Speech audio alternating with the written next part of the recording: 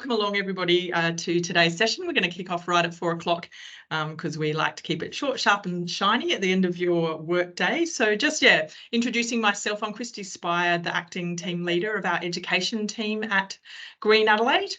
And I've had the pleasure of facilitating our seminar series to date. And this is actually the fourth instalment, which we've been running to really help share our work and inspire you that all work in this area to help Adelaide become cooler, greener, wilder and more climate resilient. And so far we've covered supporting biodiversity in urban environments, how restoring urban ecosystems improves our health, hollow habitats. And so you can jump into those that are already on our YouTube channel. And so it's really fitting today that we get to dig into how to look after waterways. So I'd really like to start by acknowledging country, Ngadlu Tampanthi, Ngadlu Ghana, Yatanga, Imparenti. And that's Ghana for we acknowledge that we're meeting on Ghana country today, and I think most of you online would be from Ghana country, but for those of you that watch this afterwards, you may be elsewhere. So always encourage you to understand what country you're meeting on and working on, and we've got lots to learn and a long way to go in working together with this. And I wanted to kick off today's session actually with a message from the Ghana group that Green Adelaide have been working with, Wapali Kamanka. And they have put together a beautiful intro in Green Adelaide's Looking After Waterways guide that I'd love just for us to all stop and ponder. Water features predominantly in our dreaming, our stories and our songlines. Our waterways are our lifeblood, the veins of country that flow and sustain all. And unfortunately, Ghana waters have suffered greatly due to the ongoing destruction and mismanagement of the land. And this in turn has affected how the land holds and provides water for us. So it's imperative for our future to bring our waterways back as close as their original state as possible. And we can do this by integrating ancient knowledge and land management techniques that recognise and respect the interconnected relationships between all: the waters, the land, the skies, the animals, the plants, the people, into our modern revitalisation practices. And when you understand these connections, you understand that caring for country is holistic and improves the health of all. Remember, we are part of this ecosystem, not separate to it. As we heal country, we are healing ourselves, while ensuring a future for those who walk, grow and flow on these lands long after we have. I just think that's a beautiful thing to come back to for all of us that work with the land and with the people of this land, just to be reminded. And I hope, that resonates with you. And if you haven't seen a copy of the Looking After Waterways booklet, it's printed in there, so you can come back to it time and time again. So thanks again for joining us today to look at Looking After Waterways. You're invited to ask questions at any time into the chat function, and we'll answer as many of those as that we can at the end of the session. Just that reminder that it will be recorded and on YouTube as well, so you can share with your colleagues and people in your networks that couldn't make it today.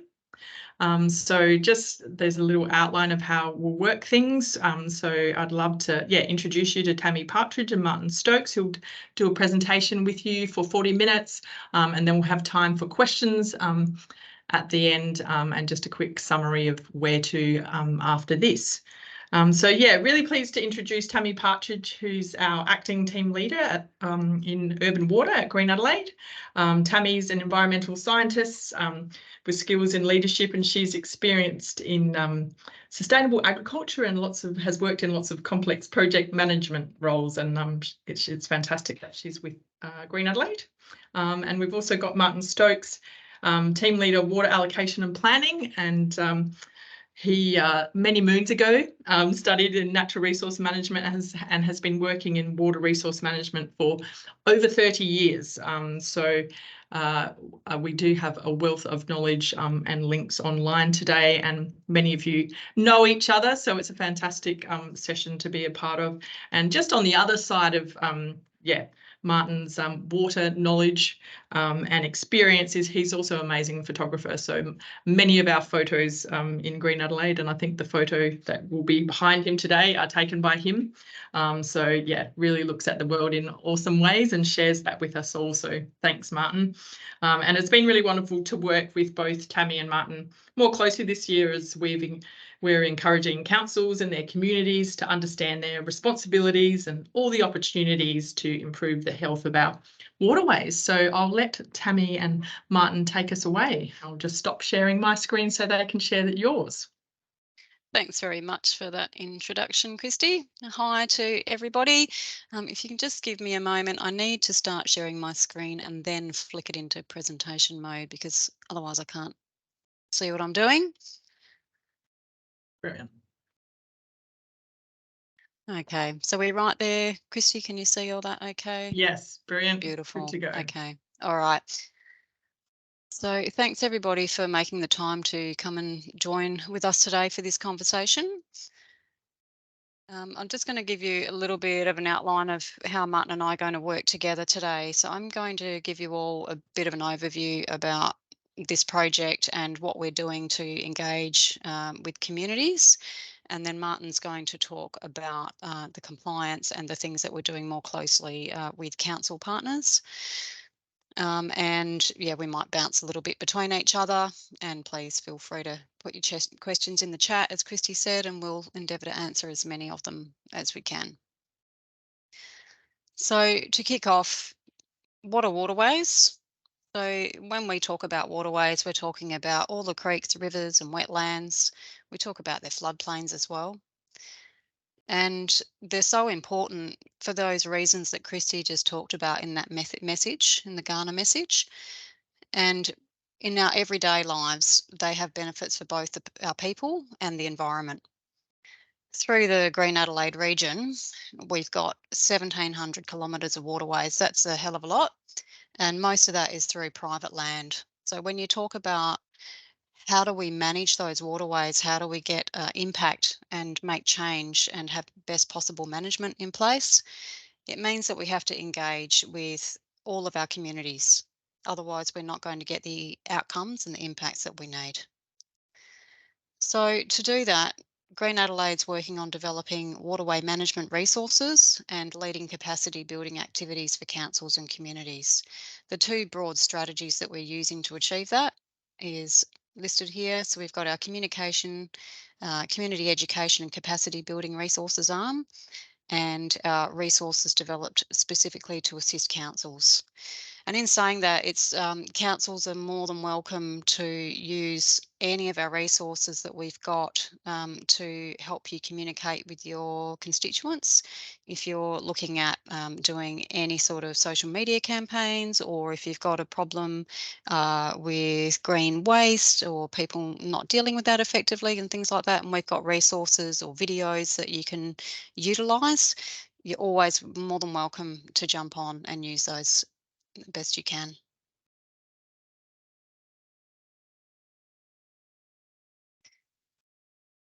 So when we decided to undertake this project, this is actually the first thing I started working on when I joined Green Adelaide, and it was an amazing thing to come in on. There's so many ways that we can affect change. Waterways, they provide vital habitat, they filter our stormwater runoff, improve water quality. A really important one that when we're talking environmentally, we often forget to consider is the floodwater conveyance. It's really important that when we're working in our waterways and we're thinking about making changes and fixing other issues that might be there from erosion and things like that, that we're making sure that we're not impacting on the ability for our floodwaters to get out to the sea. Providing social and cultural services and reducing the development impacts. Development impacts is a really big one. We can make really great change there by, thinking about how we can incorporate water sensitive urban design and biodiversity sensitive urban design elements into our developments. And that makes them not only a nicer place to live, but also reduces the impacts on the environment.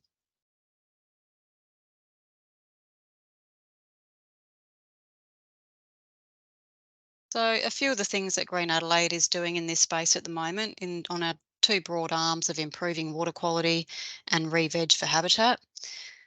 We've got this amazing new hub on our website that beautiful Alicia Haig, who's our social media and our water comms person from Green Adelaide, I think she's online today. Hello, Alicia. Has been working on pulling together, and if you would like to visit that, it'll give you all the information on the projects that we're currently doing, particularly on the River Torrens, and we're hoping to expand that into other waterways in the near future. So a few of the key projects that we're working on at the moment is the River Torrens Recovery Project, and I know there's some council partners online at the moment that have been involved in this project for a very long time. This is an amazing piece of work where there's 11 partners who've been working together for the last 8 years, and they've actually done a fantastic job of working to a pest management plan that was written all of those years ago, and have got an amazing amount of work done along that linear park, and massive amount of improvement to water quality. There's been a lot of feral species removed, plants and animals, and re-veg, and amazing improvements to the livability of those areas and the impacts for our environment. So everybody that's been involved in that project, massive congratulations.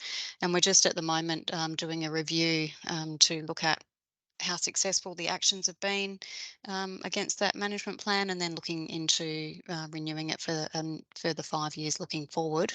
And because so much work's been done on managing the pest species, we can now look at improving biodiversity as a sort of a main focus moving forward.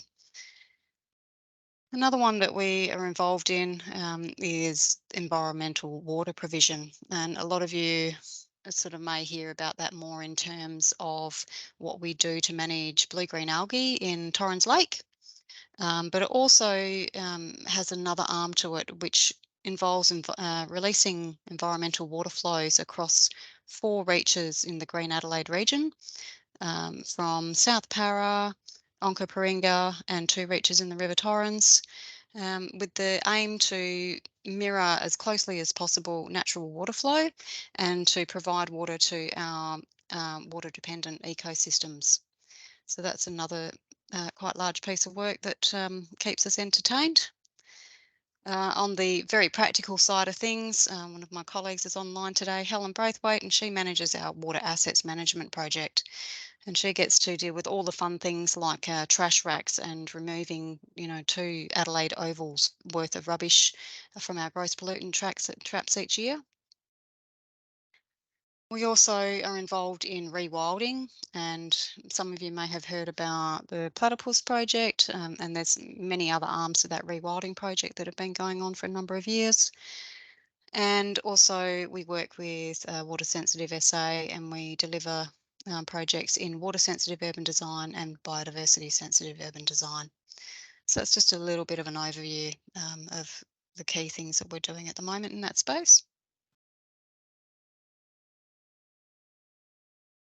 I was just talking about our social media presence. So at the moment, we've got a new campaign out at the moment, and talking about how everyone can help. So this is a message that we're trying to get out to all of our community members. Doesn't matter if you live on a waterway or not, that all of us are part of a water catchment, and our actions matter no matter where we might live. So we're trying to get people aware of the fact that they need to get a permit if they're doing works on waterways, to keep their waterways free of rubbish, how to prevent and control erosion, how to minimise stormwater runoff and keep it pollution free, and through things like permeable paving and personal rain gardens and rainwater tanks and those sorts of things, and the removal of exotic tree and plant species and replacing with local native species. So that's the sort of the key parts of our messaging at the moment. And as I mentioned earlier, if there's any councils out there that would like to be able to tag into those, then more than welcome, just get in touch. We can help you out with that. And this is just an example. It's not going to, I don't think it's going to let me play it for some reason. No. Oh, yeah, it might do here. So this is just an example of one of the resources that's available on the website. We've got one on trash racks. and rubbish. This is on our 5 tips. They're on the website under the YouTube section. So if you'd like to be able to utilise those, you're more than welcome.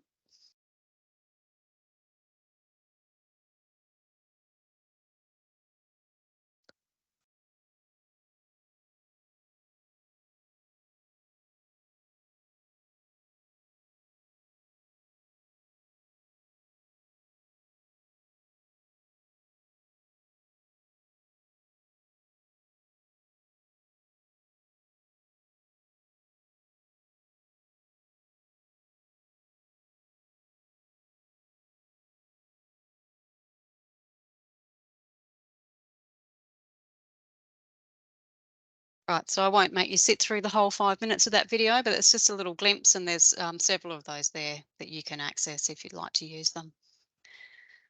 This is a piece of work, the Looking After Urban Waterways booklet that has been in progress for a number of years, and we're really proud to have published this last year. We've gone on to our second print already, so that means that there's over 1,000 copies out and about with people using them at events and seminars, and they've been going into councils and all sorts of things. So we're really happy that they're being taken up. This is focused on sort of private landowners, but also has really good information for that sort of catchment scale approach that I was just talking about before. Talks about the responsibilities in terms of if they want to do any work on waterways and those sorts of things, as well as the impacts of their actions and how they can help to improve waterway quality.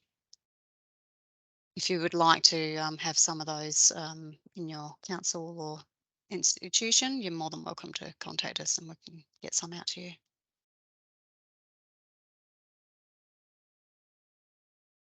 We've also been developing resources on some common waterway problems and helping people with some methods of how to deal with those. Some of the key ones are erosion management, which is quite a big issue in lots of urban waterways, invasive plant species, and leaves and litter.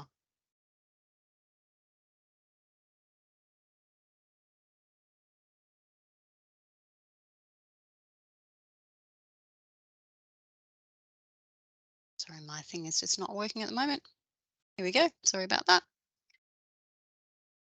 So I've just somehow, oh, can you guys see the erosion management guidelines one at the moment? Yep. Okay. So this is just an excerpt out of our erosion management guideline, just to give you a little bit of an idea. So we talk about in there about different types of erosion and the erosion control techniques that we recommend for each of those types of erosion, and then we go into more details about how to carry those out and the sorts of engineering considerations that need to be taken into account. So that guideline is available on the website. We've got other resources like quick tips on revegetation activities. Martin will talk in a little while about something called current recommended practices, and we've also got one of those that relates to vegetation removal and re-veg. So I'll leave that one for him to talk to you a little bit more about later. And another resource that we've developed is the dam desilting guideline. So under the Green Adelaide control policy, dam desilting, which Martin will also explain what that means in a little while, doesn't require a water affecting activity permit if you carry it out in accordance with the policy. But the guideline is there just to explain some legal obligations around how desilting must be done so that you don't end up having adverse impacts either for yourself or downstream, and also some information on where to go for further assistance. So that's a useful tool. We're delivering free community workshops.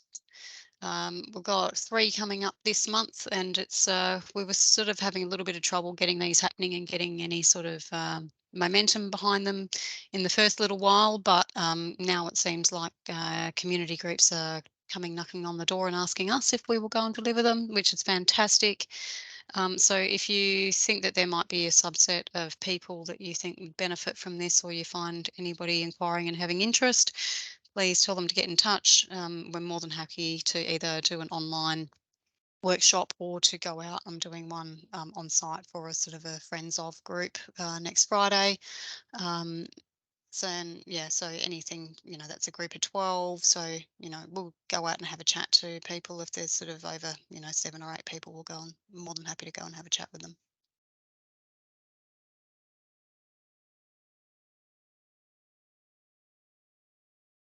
Okay.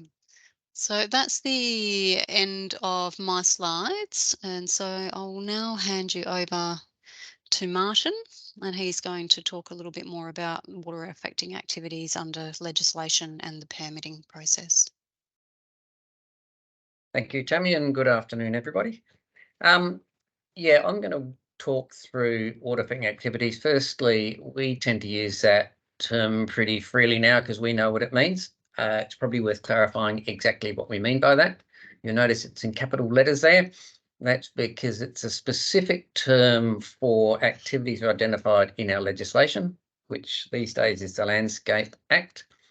For any activity undertaken in a watercourse, lake or floodplain that has the potential to have adverse impacts on the water resources.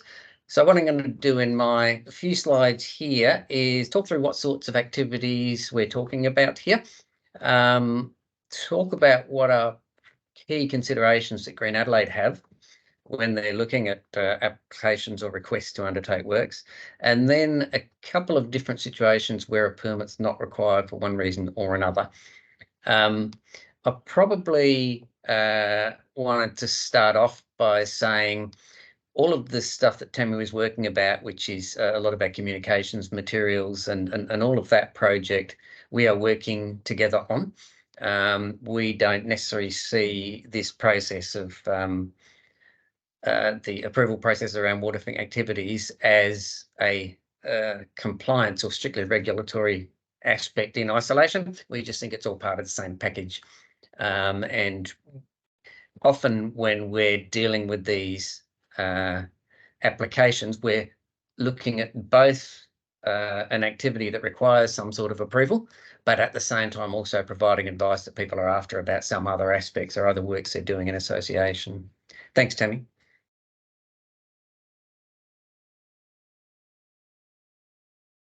So the legislation itself lists a number of things. It's got lots more words than that, but in essence, this is my shortened summary of what the legislation talks about as being a water affecting activity. The first one, which sort of sits by itself, is construction or enlargement of dams. Here in Green Adelaide, we don't have as many of these as a lot of the other regions, but we do still have some, particularly on the eastern sort of side where we still got some of the western facing bits of hills, and those applications are across most of the plains. They are assessed against our water affecting activity control policy, which is our set of rules that we assess things against. But in those areas of Green Adelaide where it actually falls inside the Western Mountain Lofty Ranges prescribed area, which is some of the hills areas, then there's actually rules inside that water allocation plan. So dams are a bit of a special case. The next 5 dot points there are all what I generally put under the heading of people who are actually physically doing works inside a watercourse. There's the legislation splits it out, talks about building of structures, it talks about obstructions, it talks about depositing material, excavating material, and removing or destroying vegetation. Often an activity that you may be proposing to undertake may well cover a number of them. So, for example, one of the common applications that we would look at would be some form of crossing, which involves a culvert, large or small. And if you're looking at that activity and trying to decide which of these boxes it tick, it may well tick most of them because you're putting a structure in the watercourse, it's creating some sort of obstruction, you're probably depositing material in there, you're also probably excavating some as part of the whole process, and there's likely to be some removal of vegetation. We're not looking for 5 permits there. What we're looking for this process is people are applying for a permit for the activity they want to undertake, and then we will determine as part of our assessment process exactly what the detail of that application is. Mostly our outcomes that we're seeking for all of those activities are quite similar, but it does mean that there might be different information that's required depending on the scale of the project. So we would be expecting that in that case, for example, we would get an application for a culvert, and then we would assess that middle block of 5 activities as part of that one application. The final one is another standalone, and that is draining or discharge of water to a watercourse. We do get some of those. It's normally associated with runoff off urban development, or it could be the discharge of water from desalination process or something along those lines. And there's an interplay there with the Environment Protection Act, but those ones, yes, we do receive applications and they have to go through a similar process. All of those last 6 are assessed against the rules inside our control policy, water affecting activity control policy. And I'll talk in the next slide about what our focus is with all of those. The other thing I wanted to mention with this list of activities is that the exemptions that I'll talk about later are ways to try and reduce red tape where there's a possibility that there might be 2 different approvals required under different bits of legislation. So we're looking at these processes require a permit unless it's otherwise authorised somewhere else, in which case that permit requirement may well be removed or not required by our legislation. Thanks, Tammy.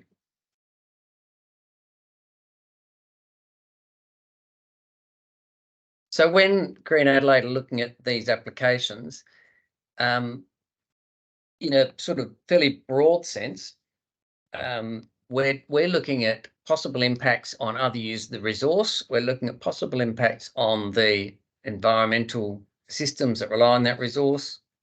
We're looking at potential for destabilisation or erosion as a result of the works that are being undertaken.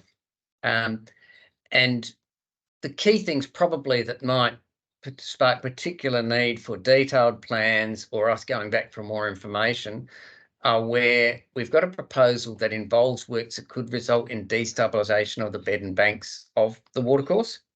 In that instance, we would be looking for specific information to make sure that everything's been thought through in terms of scour protection and erosion protection. Changes to flow regime, probably primarily in this instance, if it results in increased velocity or jetting of flow, then that is something that we'd want to have clear detail on to understand the possible impacts of that.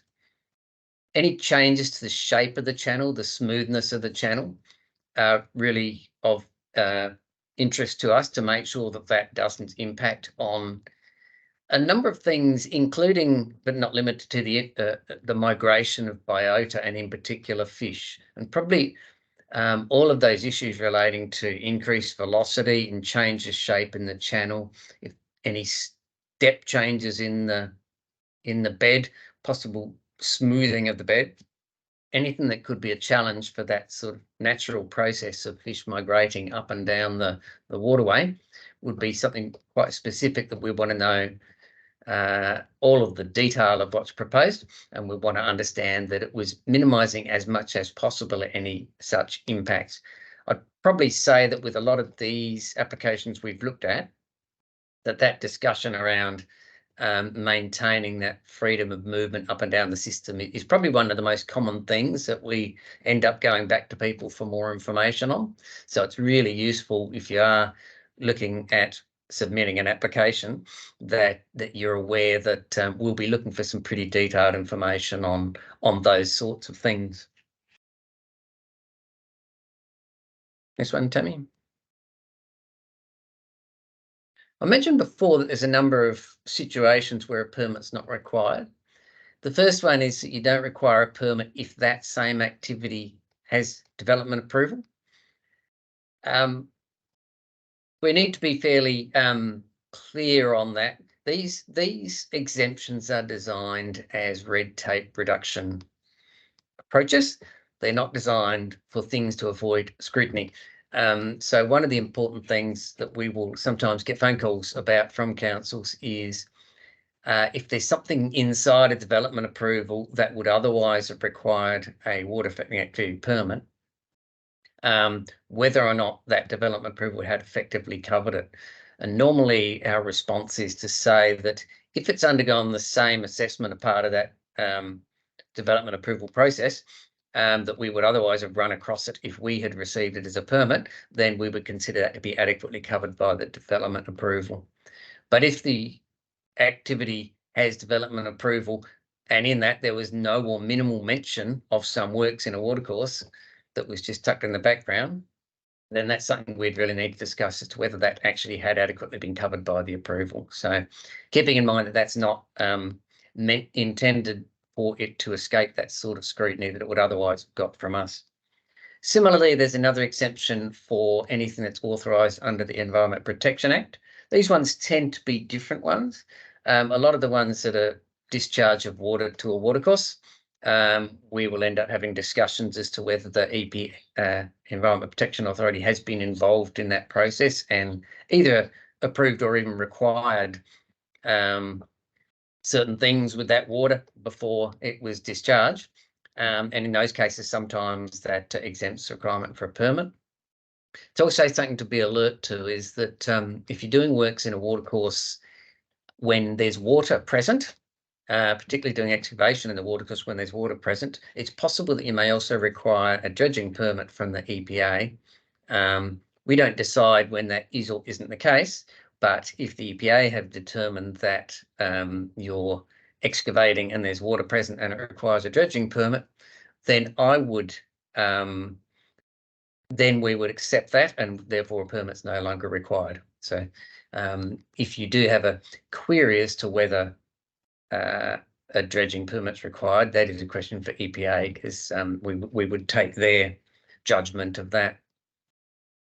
The other two situations, the ones that I'll talk a bit more about, where a permit is not required for something that otherwise would have required one, is where we have a best practice operating procedure in place, or BPOP as we call them for convenience, or a current recommended practice in place. And these documents that have been approved by Green Adelaide. And similar to the exemptions in the legislation, these are both approaches to try and cut down red tape, not to reduce the requirement to do things in a certain way.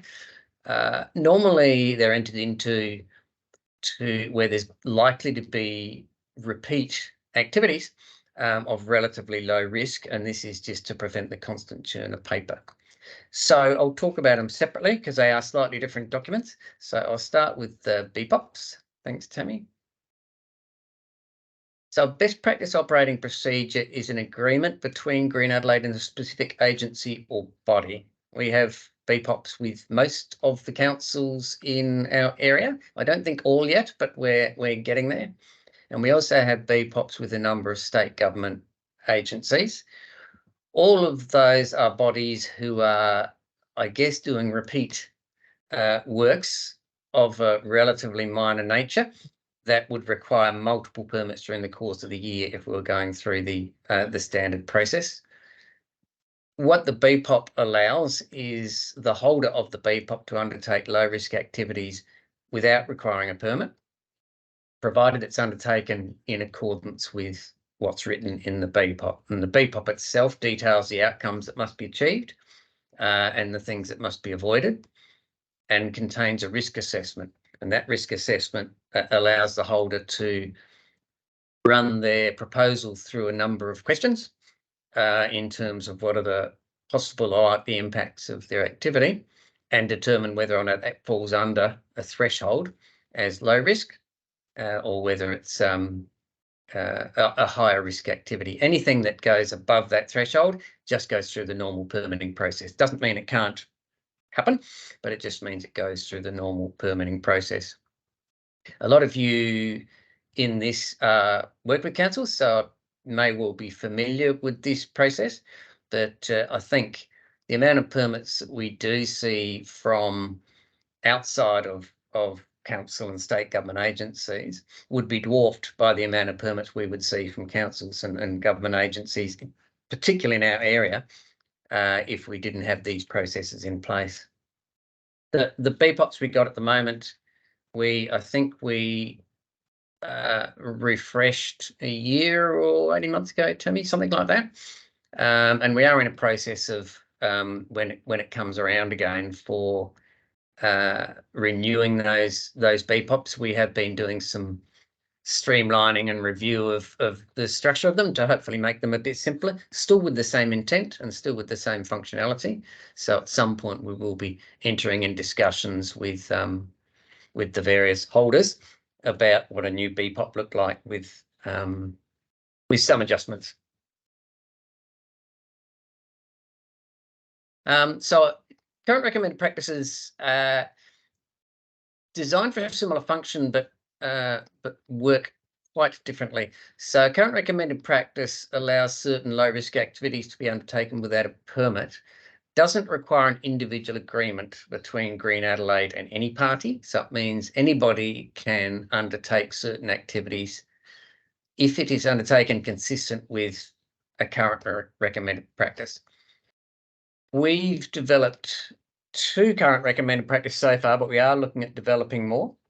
So we do have a vegetation removal CRP, and it's on our website. And that details say if you are removing vegetation and you do it in this way, then you don't require a permit.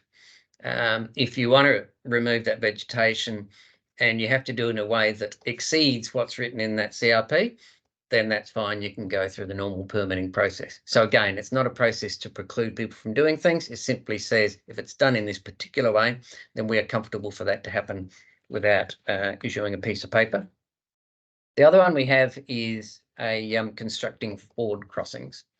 That was our second one that we looked at, which was to look at, again, low risk crossings where if they're undertaken in a certain way, and that's detailed in the document, that we are happy for that work to be undertaken by any party without requiring a permit. We specifically at this point that has stayed at ford crossings because there are a lot more complexity and a lot more factors to be considered when we start to look at crossings that involve culverts and other raised crossings that create more of a blockage. And so at this stage we haven't gone down that path. So culverts are probably one of our most common WA activities that we are dealing with and improving at the moment. So that's my quick skim across the top of water affecting activities. I didn't want to dive too deep because some of you may already know everything I just said. But yeah, certainly we've got time for questions. So if there's any you wanted to delve in the background behind any of that, then now is the time.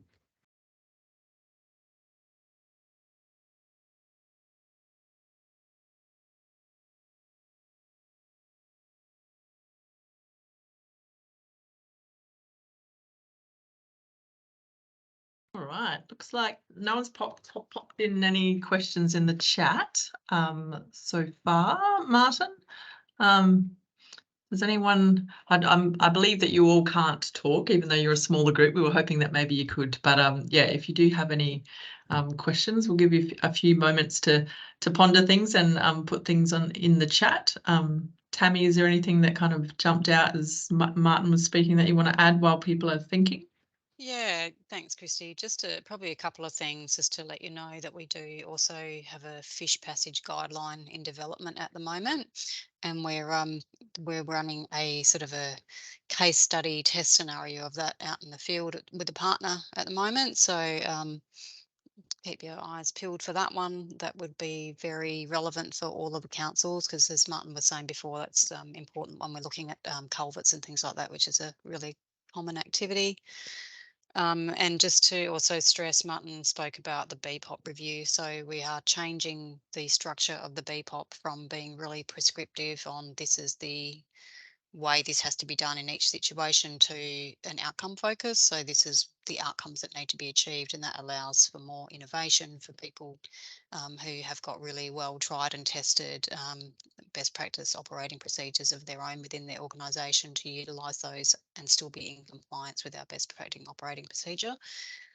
So yeah, we just will be looking for our partners to engage with us when we start to consult on that prior to implementation. So that's really good. That's about key things. Great. There's a question. Yeah, are there any plans for Green Adelaide to take ownership control of the River Torrens to enable centralised management of the waterway? How do I get back to where I was? That's a really good question. I'm just trying to get out of the chat and back. Here we go. I can see people now. So you can see people. Yeah. That's a really good question. Short answer is I would love for that to happen, and we are constantly trying to get to a point where that can happen. I don't know whether it will be Green Adelaide or whether it will be another entity, but there certainly have been lots of pieces of work done and investigations and stakeholder engagement over the years to come up with other models that will be able to have governance for the River Torrens catchment. And we have put those together and presented them. So at the moment, Green Adelaide has done what it can in that space, and we are always linking in and offering to participate in other things that are happening in lots of different areas at the moment. Those, specialist governance review panels and sorts of things going on in the background. So it's definitely high on a lot of agendas, and I look forward to the day that it's finished. And probably also worth mentioning that the all of the catchment of the all of the main rivers, and then those rivers as they cross the plains, all of those resources are prescribed under the legislation. So there's quite stringent controls on the taking of water from those resources. And as I mentioned, there's also quite strict rules around construction of new storages, particularly in the catchments above the reservoirs. And at the moment, there's no new dams able to be built as well. So there's some quite strict rules already in place around the actual taking of water side of things. But the works in watercourse aspect is still probably managed as it is everywhere else on the smaller systems. So. Yeah, and I think the question on the governance probably comes around more of that governance in terms of responsibility for the things like removing this piece of rubbish or that tree and that trolley. We've had quite a lot of that lately. So they're the sorts of things that we're yet to work out. We've got the prescribed bit done, and now we need to get the rest of it sorted. Yeah, so much. Yeah, good question, Ryan. And I think there's one there from, I've just put in the link as well to the Green Adelaide website there for those that don't already have it, into all the water plans and permits section. But yeah, Darren's got one there. Does Dry Creek fall under a prescribed watercourse?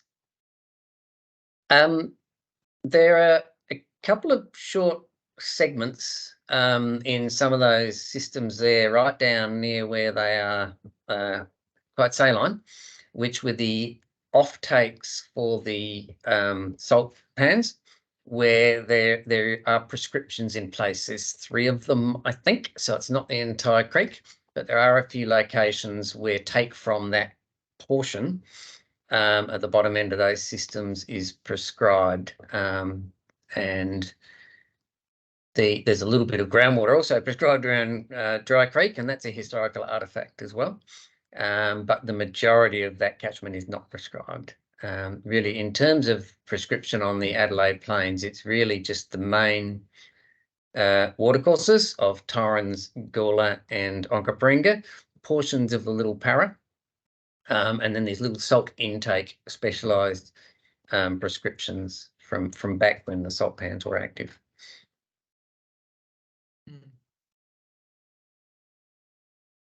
I thought he was typing even more, but he's just put a thumbs up. Thanks. Thanks, Darren.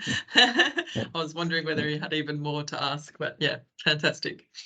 That's great. Yeah, we've got this set up as a webinar setting, so you have limited interactions with a smaller group. So yeah, yeah, we've got a couple of more minutes if anyone wants to jump in with some final questions.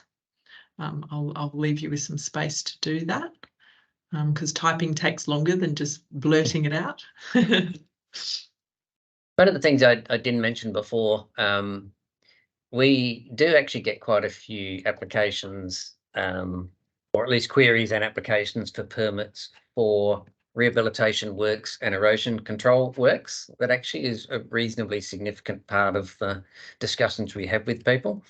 And the same branch, if you like, of things apply in that case, because quite often if you are doing some rehabilitation works or some erosion control, whilst you're overall doing positive works, which we would support, it does also quite often involve some excavation and some deposition of materials and removal of vegetation and revegetation, and relatively high risk of creating erosion and sedimentation as part of the process of trying to reduce it in future. So I think that's an important one to keep in mind, that that works to improve things. Absolutely, we're into that and we encourage it, but quite often it does involve doing works that that you at least need to have a conversation with us about, to say, okay, well, if we are doing those works, then we need to think about what permits may or may not be required. So. Yeah, thanks, Martin. Oh, there is another one there from Darren. How does PFAS remediation affect the granting of permits? We're talking about the permits that the board are responsible for, which are the watercourse ones.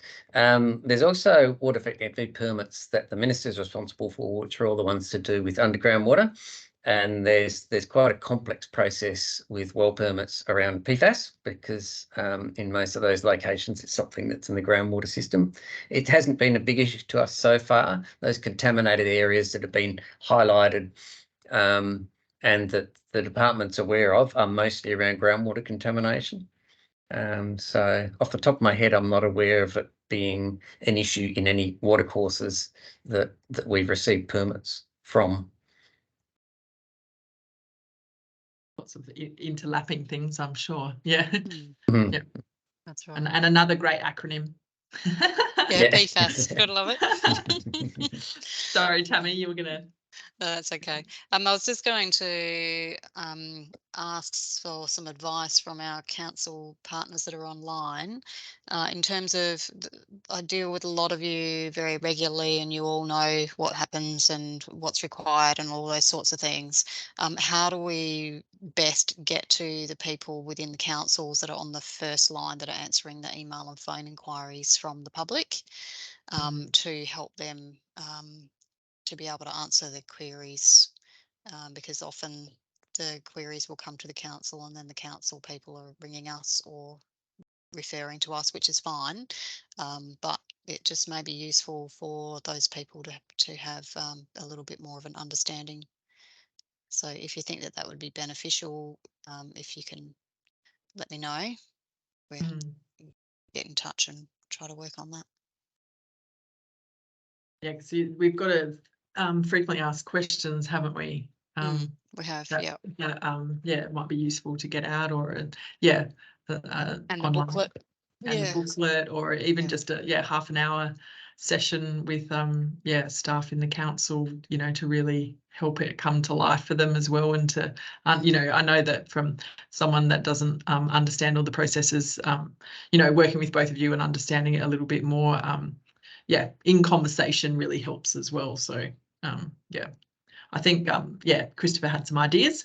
I can speak with the customer centre to get the correct comms out depending on the question, and thanks, sharing Chris. That around. But any advice around that, we'd appreciate, even after this session. Same at City of Salisbury. Excellent. we've now flipped the question and answer session back to you guys.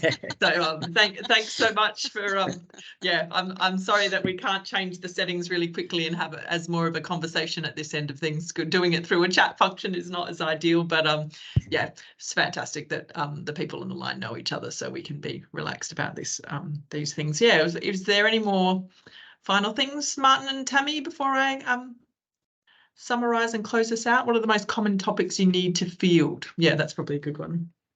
Before we go. I can email you, Chris, but in general, it's things around what do we need a permit? We've had a few recently where people have actually gone and asked their council, this is what I want to do. Do I need to do anything before I'm allowed to do this? And they've been told no. And there's been significant excavation and complete change of watercourses happening without permits just before high rainfall events, which is not ideal. So it's just about trying to get the messaging of what a permit is, when they're required, what's the best way to deal with the litter, and more than happy for the answer to many of those things to be go and see Green Adelaide, but just if they have access to the frequently asked questions and the booklet, that might just give them more confidence to know either this is something I'm confident answering, or this is actually something that looks like it might have some adverse outcomes, so we may need to direct that to Green Adelaide. And really, the very first thing that we would be hoping to have as widely understood as possible is, look, if anyone is thinking of digging, building, obstructing, depositing, excavating, removing vegetation in a watercourse, please talk to us. It gets a lot more complicated after that, but the first bit's relatively simple. If you're thinking of getting in a watercourse and doing stuff, then chat to us first. Even if that chat just says, no, that's all right, that's fine, you can go ahead with that, that's covered by the Veg CRP or whatever, that's fine. We don't mind talking to people. We'd much rather talk to people ahead of the incident than to try and unpick something that's already happened, because so often the things we come across that we have to try and disentangle is no one's ill intent. It's just that people ill-informed. Absolutely. Great summary. I think Roseanne might be typing, but while she is, we'll see if there's one final question or a piece of advice for you. But just want to make everyone aware of the next session that we've got in the seminar series is actually coming up next week, because this one we had to postpone from April. So we've got Garner Fire on Wednesday, the 21st of June from 4 till 5. And this one's going to be looking at how can cool fire help to restore and regenerate our landscapes. And you can join Clem and Quiley New Church as they share the important work that's being undertaken as part of a Ghana land care team returning fire to country. Very excited about this one, and it's been really fantastic to hear this work that is underway in our capital city, which is very unique. So please share that one widely with your networks. We know that one's pretty popular already. So yes, do jump online next Wednesday. And thanks, Roseanne. Perhaps targeted on-site workshops with individual councillors tailored to each of the council's areas, inviting in relevant staff that might field these types of questions, inquiries, e.g. development services and customer centres. Yeah, great. Yeah, totally. Thanks happy for that. to do that. Yep, I'm very happy to do that. Brilliant. Awesome. Yeah, so post this workshop, we will send you out an email with the different links and anything else to follow up and remind you of what was covered today. Thanks again to Tammy and Martin for all your work in this area and for putting aside time to present and share that today and record it so that it can be shared widely. So please share this with people that might not have been able to come if they want to get across it and understand it a little more. And please join the Green Adelaide mailing list to receive our monthly newsletter and stay up to date with all the upcoming sessions as well. And if you've got any ideas for future seminar series sessions or anything else that you're interested in, please let all of us know, and we'll endeavour to do that. So it's just been a trial for this 12 months, but we've had really good engagement and interest around these sessions as well. So we hope to continue and keep sharing all the fantastic work that everyone is partnering to do together. None of us do this alone. So thank you so much for joining us today, and we'll see you at the next one, we hope.